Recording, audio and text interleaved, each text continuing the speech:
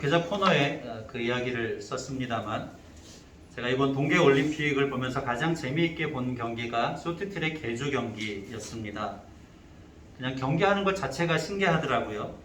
각 팀마다 4명의 선수가 출전하기 때문에 4팀이 경기를 하면 링크 안에 16명의 선수들이 함께 출전을 합니다.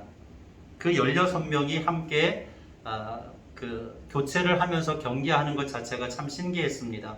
순서를 정해서 흐트러지지 않고 때가 되면 들어가서 교체하고 또 나오고 하는 모습이 굉장히 신기했습니다. 먼저 첫 번째 주자 1번 주자가 4명이 이렇게 스타트를 하고 트랙을 돌게 됩니다. 보통 한 바퀴 반을 돌면 교체를 하지요. 1번 주자가 돌 때 2번 주자는 바로 안쪽 트랙에서 대기를 하면서 한 바퀴 반이 되면 교체할 준비를 하고 있습니다. 3번 주자는 그 2번 주자의 안쪽에서 2번 주자가 1번 주자로 들어가면 다시 2번 주자의 자리에 들어가기 위해서 준비하고 있고, 4번 주자는 가장 안쪽에서 잠시 대기하면서 휴식을 취하고 있습니다. 그렇게 1번 주자가 2번 주자와 교체하게 되면 1번 주자는 4번의 자리에 가게 되고, 2번 주자가 1번의 자리로 들어가고, 3번 주자는 2번의 자리로 들어가고, 4번 주자는 3번의 자리에 들어가게 됩니다. 교체하는 과정이 너무 중요하더라고요. 정신없는 과정 중에 상대 팀과 접촉이 되지 않는 상황 속에서 한 바퀴 반을 돌면 지금 현재 트랙을 도는 선수가 가고 있는 순서에 맞춰서 들어가서 교체를 해야 됩니다.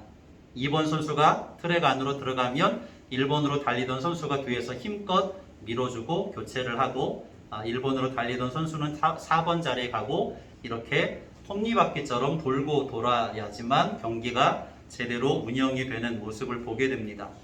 스피드가 느려지지 않도록 2번 주자는 계속해서 자기의 스피드를 관리하면서 준비를 하고 있어야 되죠. 3번은 3번의 자리에서, 4번은 4번의 자리에서 충실하게 자기의 역할을 하고 있어야만 좋은 경기를 할 수 있었습니다. 기록 경기가 아니기 때문에 상대 팀 선수와 접촉이 되지 않도록 주의를 기울여야 하고, 남자는 5000m를 도는데 무려 45바퀴를 4명의 선수가 나눠서 돌아야 합니다. 여자는 3000m를 도는데 27바퀴를 돌더라고요.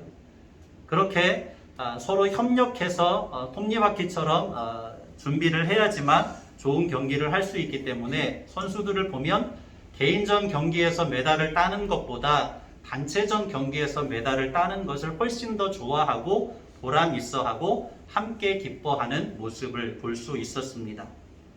왜냐하면 준비하는 과정 속에서 함께 땀을 흘렸기 때문이고, 함께 협력해서 좋은 결과를 얻을 수 있었기 때문입니다.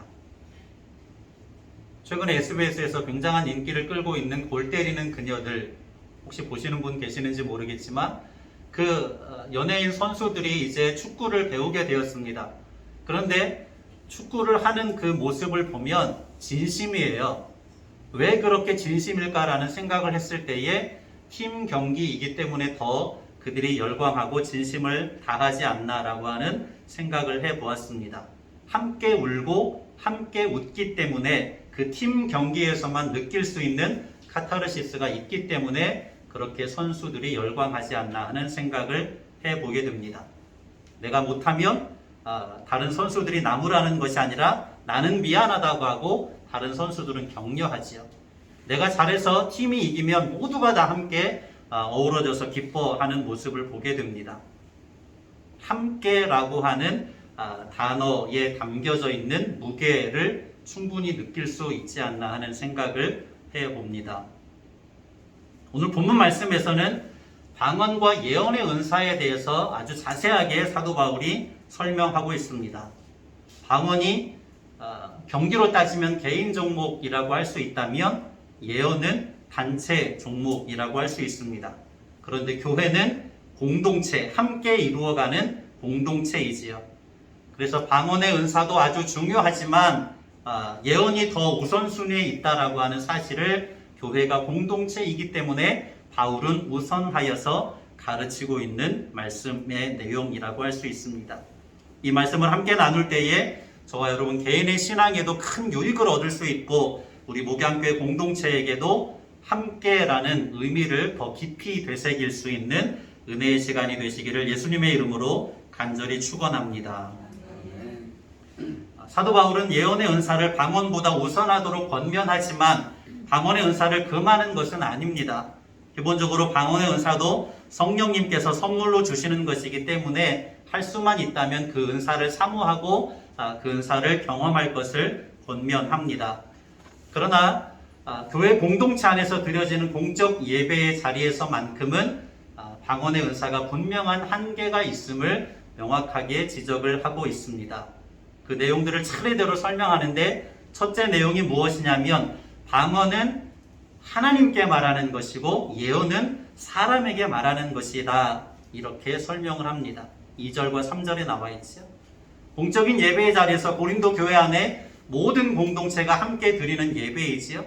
그런데 방언으로 기도하면 개인에게는 유익할 수 있을지 모르겠지만 다른 사람은 그 언어를 알아듣지 못합니다. 그것을 어떻게 설명했냐면 11절을 찾아볼까요? 11절.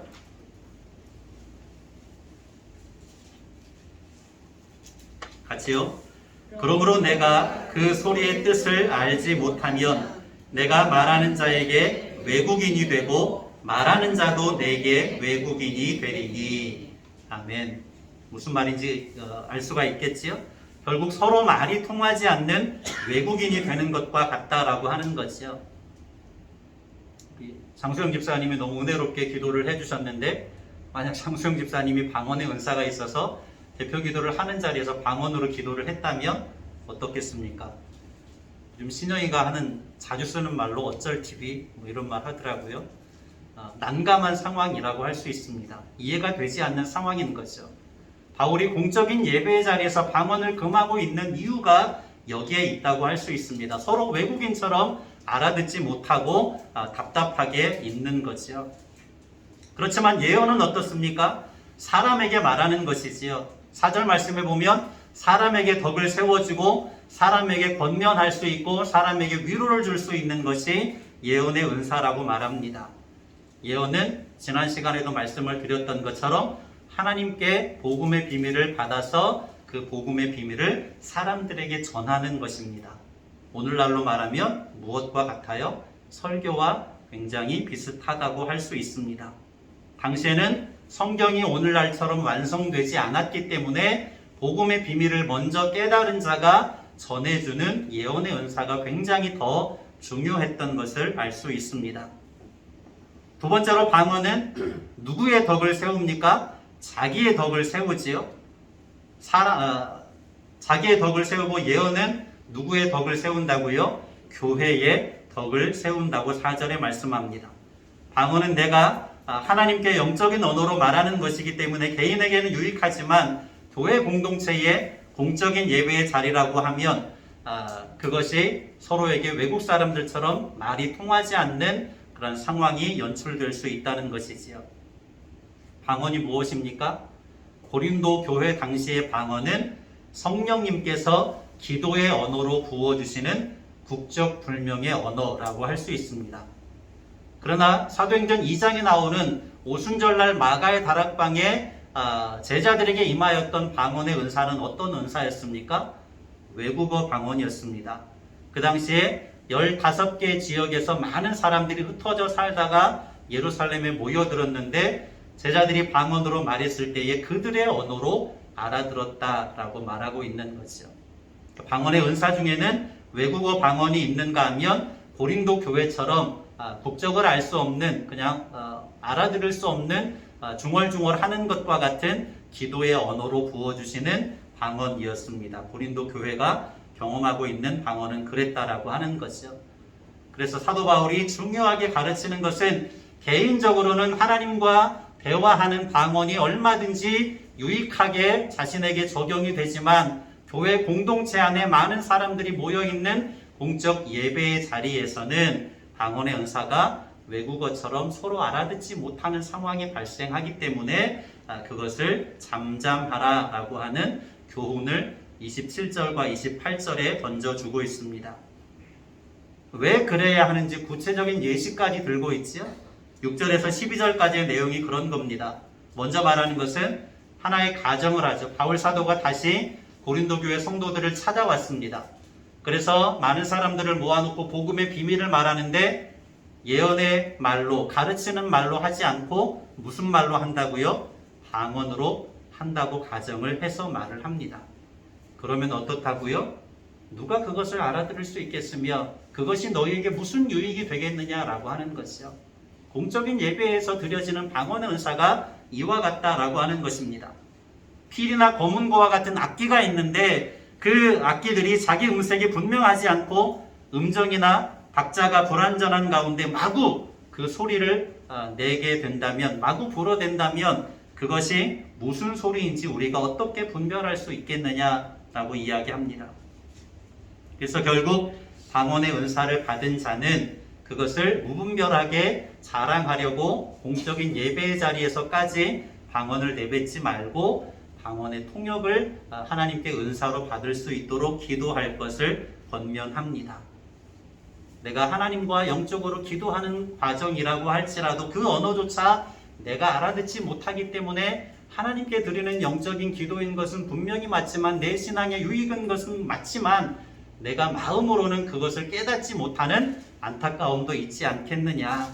그러니 통역의 은사를, 방언 통역의 은사를 구하여서 내가 하나님께 영적으로 기도하면서 그 기도의 의미가 무엇인지 깨달을 수 있다고 하면 전 인격적인 하나님과의 교제가 될 수 있음을 고린도교회 성도들에게 가르치고 있습니다.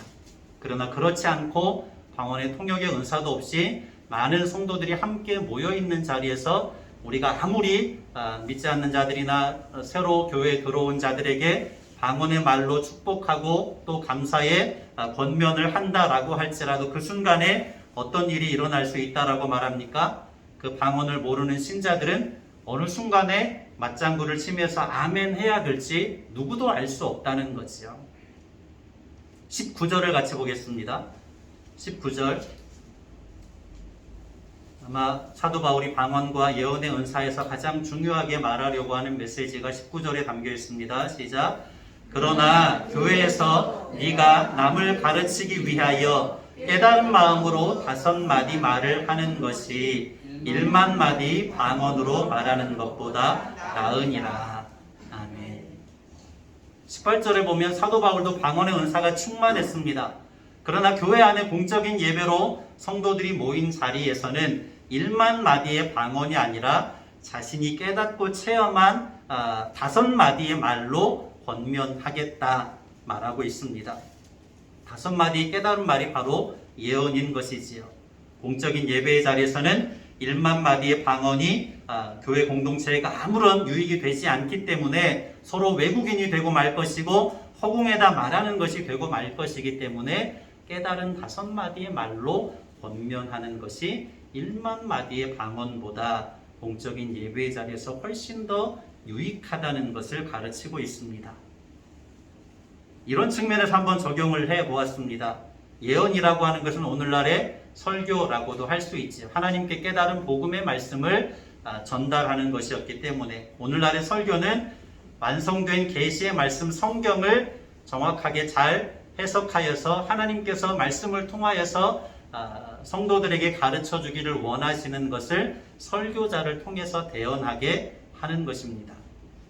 제가 설교학을 배우면서 가장 제 마음에 와닿았던 것은 설교자의 입술은 하나님의 입의 역할을 하는 것이다 라고 하는 가르침이었습니다.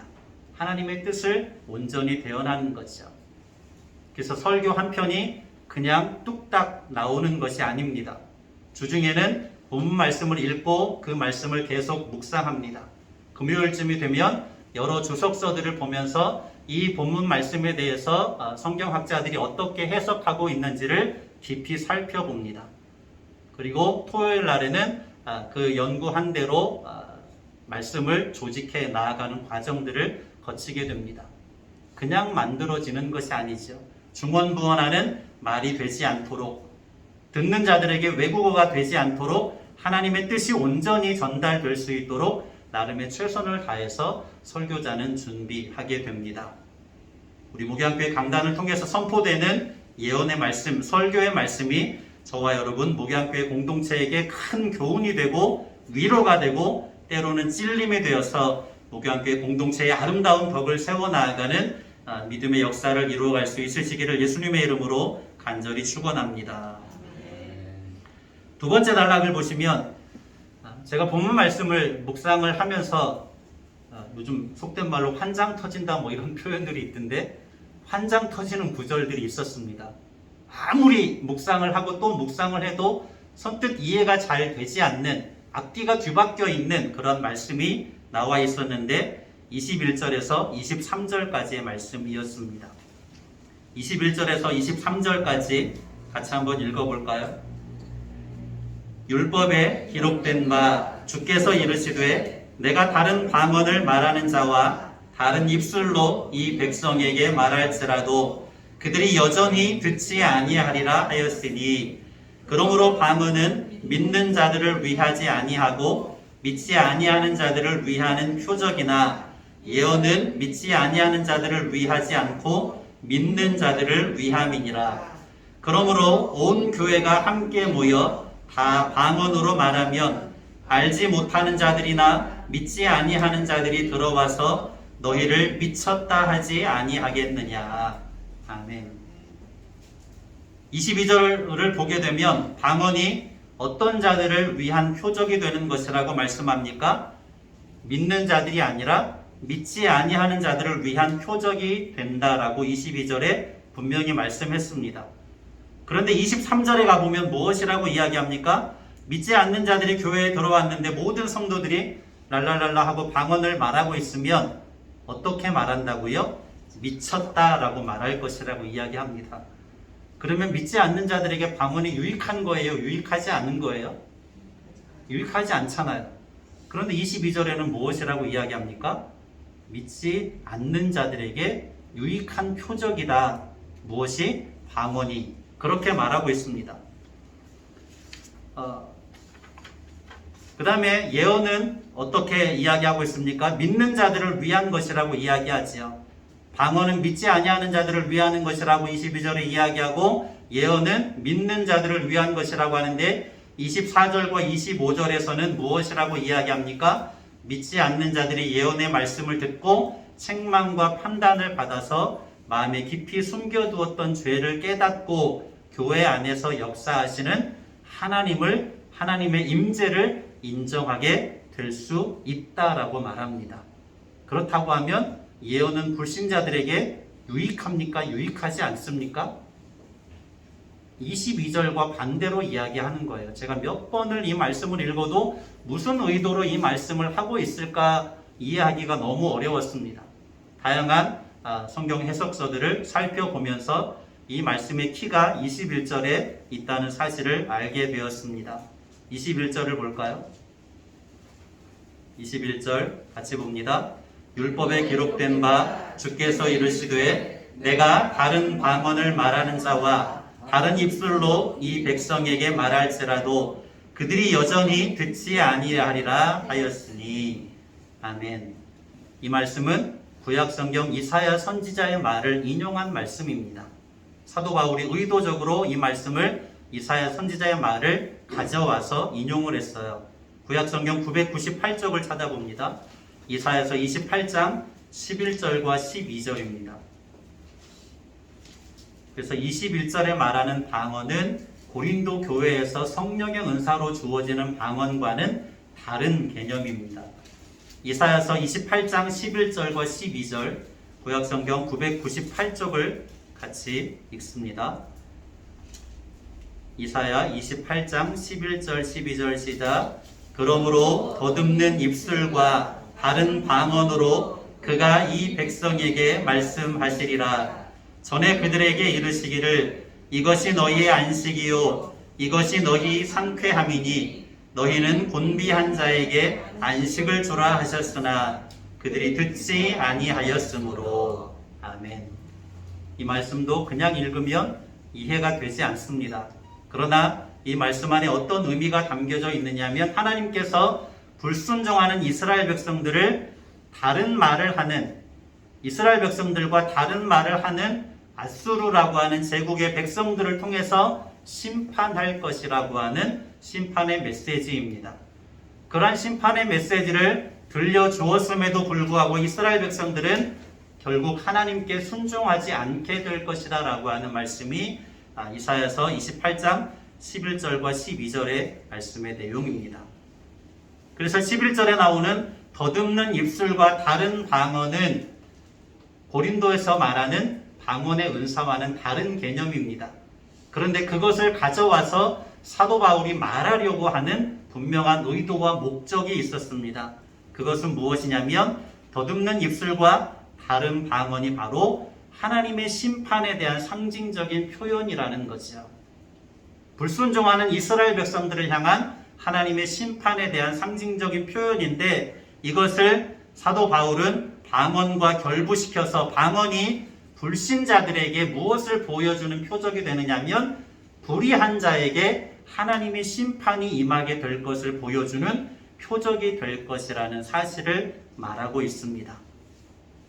그래서 사도 바울의 의도는 결국에 방언은 교회의 유익이 아니라 불신자들에게 하나님의 심판을 보여주고 있는 표적이 될 뿐이니 교회 안에 공동체가 있는 곳에서는 공적인 예배의 자리에서는 사용하지 말아야 된다. 이런 권면을 하고 있는 것이지요. 그런 의미를 묵상하면서 22절을 다시 읽어볼까요? 22절 그러므로 방언은 믿는 자들을 위하지 아니하고 믿지 아니하는 자들을 위하는 표적이나 예언은 믿지 아니하는 자들을 위하지 않고 믿는 자들을 위함이니라. 아멘. 바울이 말하려고 하는 핵심은 교회 공동체의 유익을 위하여서 방언의 은사는 공적인 예배의 자리에서 삼가해야 될 것을 말하고 싶은 것입니다. 바울 사도의 의도를 발견할 수 있습니다. 그렇다고 방언이 금할 것은 아니지요. 방언도 성령님께서 부어주시는 개인에게도 교회 전체에게도 잘 활용하면 충분히 유익한 것입니다. 덕을 세울 수 있는 것입니다. 다만 사도 바울이 권면하는 것은 모든 공동체들이 다 모여 있는 곳에서 공적인 예배의 자리에서 방언을 사용하지 말라는 거죠. 그러나 부득이하게 사용할 경우에는 27절과 28절에 나오는 것처럼 두세 사람이 차례대로 사용을 할 것이고 그 중에 반드시 한 사람이 필요한데 그 방언을 통역해서 모르는 성도들에게 방언의 은사가 없는 성도들에게 설명해 줄 수 있는 방언 통역의 은사가 있는 자들이 반드시 함께 할 것을 가르쳤습니다.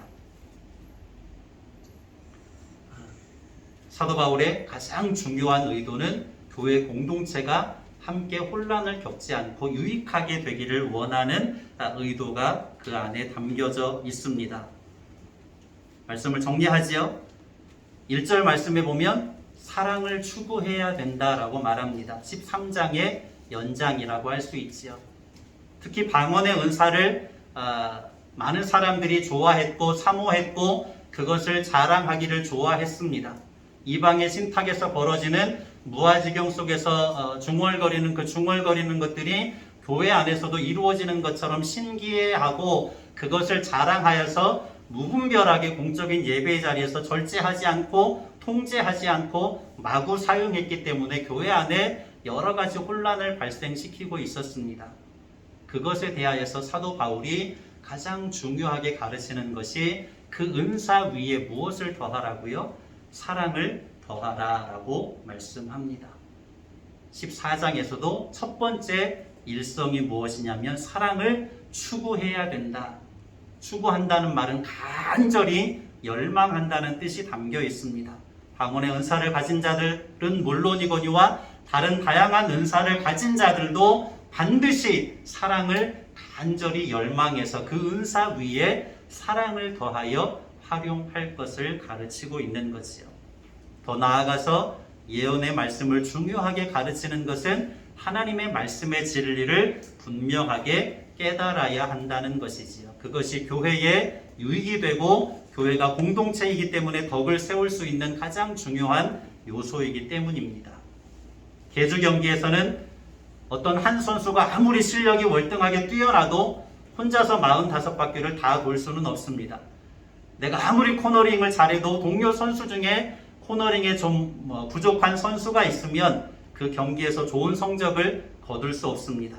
내가 잘하는 코너링 실력을 좀 부족한 동료에게 잘 가르쳐 주어서 그 동료도 함께 성장할 수 있을 때에 좋은 경기를 할 수 있고 좋은 결과를 얻을 수 있습니다. 교회 공동체 안에 공적인 예배의 자리는 모든 성도들이 함께 다 같이 하나님 앞에 나아가는 자리이지요. 성삼위 하나님과 인격적인 교제를 나누는 자리라고 할 수 있습니다. 모두가 함께 누구도 소외되지 않고. 계주에서 금메달을 따지 못했습니다. 남자 여자 다 은메달을 땄는데 제가 볼 때는 개인 금메달을 따는 것보다 단체 은메달을 딴 것을 더 좋아하고 더 기뻐하는 모습들을 볼 수 있었습니다. 목양교회 공동체가 이와 같은 함께라고 하는 단어의 의미를 더 깊이 깨달을 수 있는 아름다운 영적인 공동체로 성숙될 수 있으시기를 예수님의 이름으로 간절히 축복합니다. 여러분들이 기도하는 모습을 보면서 많은 은혜를 받습니다. 기도가 너무 빨리 돌아와서 부담스럽다고 하시는 분들이 계시는데 여러분들이 그 기도의 언어를 준비하는 과정이 하나님과 교제하는 자리가 교제하는 시간이 되리라고 믿습니다. 그 복음의 말씀을 깨달은 말로 기도의 언어를 작성해서 하나님 앞에 드리는 말이 얼마나 은혜스러운지 모릅니다. 제가 굉장히 많은 은혜를 받고 있습니다. 우리가 복음의 말씀을 깨닫고 깨달은 말씀을 언어로 표현하고 우리의 삶의 몸짓들로 증거하고 나타낼 때에 믿지 않는 자들이 무엇이라고 말할 수 있게 된다고요? 마지막 24절 25절에 말씀하는 것처럼 하나님이 참으로 너희 가운데 임재하고 있는 것을 우리가 보았다라고 말할 수 있게 된다라고 하는 것이죠. 저와 여러분 목양교회 공동체가 사랑으로 함께 협력하고 우리가 말씀을 읽고 묵상하는 가운데 또 강단을 통하여서 선포되는 말씀을 듣는 가운데 그 말씀이 잘 깨달아져서 우리 입술의 말로 표현되고 몸짓들로 표현될 때에 이 지역사회 속에서 목양교회 공동체가 사람들에게 저 목양교회에는 하나님께서 임재하시는 것 같아. 정말로 저 교회 성도들은 믿을만해. 하나님 앞에 신실한 사람들 같아 라고 하는 복음 전도의 소리를 들을 수 있는 믿음의 교회와 성도들이 될 수 있으시기를 예수님의 이름으로 간절히 축원합니다.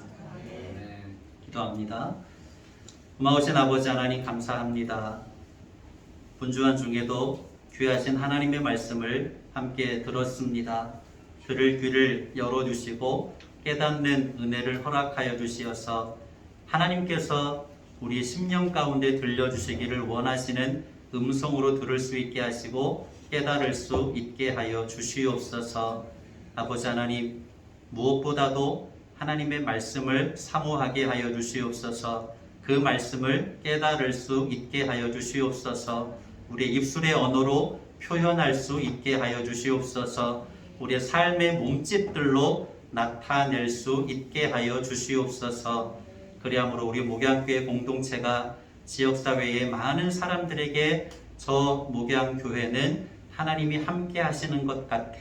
저 목양교회 성도들은 참 하나님 앞에 신실한 성도들 같아 라고 하는 칭찬을 들을 수 있도록 인도하여 주시옵소서.